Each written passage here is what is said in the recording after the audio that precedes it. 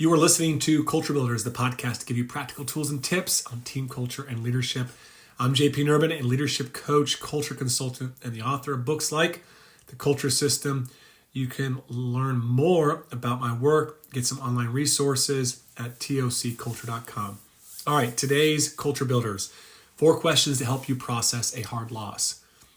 So the next time you find yourself thinking something like, my team should be winning more, or we should have won that game, or we shouldn't have lost that game, I want you to consider trying out or applying Byron Katie's, what she calls the work. These are her 4 questions you can find in her book, Loving What Is. So consider applying those to that thought, my team should have won. These questions are excellent tools for self-reflection. So question 1 is that true? Now you might immediately think, well, yes, we're clearly better than our team. We should have won. And so then I would encourage you to go to question 2. Can you absolutely know that it's true? Can you be certain that your team should have won or shouldn't have lost? And the answer is no, they didn't win. Like maybe the other team had an exceptional night, or perhaps your team didn't execute well or play their hardest.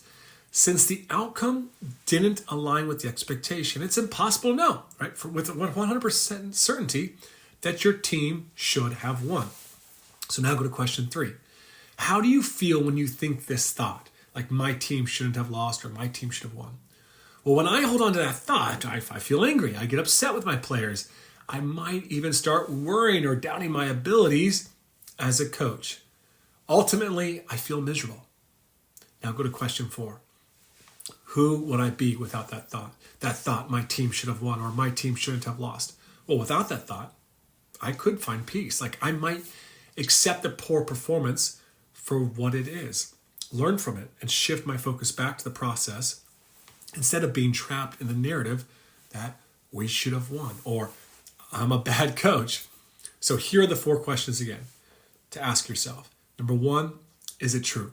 Number 2, can I absolutely know it's true? Number 3, how do I feel when I think that thought? Number 4, who would I be without that thought? I encourage you to try these questions out. They can help you to have some more acceptance for what is, focus on the process, and stay competitive. Thanks for listening to the Cultural Builders podcast. If you found this valuable, be sure to share it with some of your other coaches. Heck, you might even share some of this episode today with some of your players that struggle with losing as well.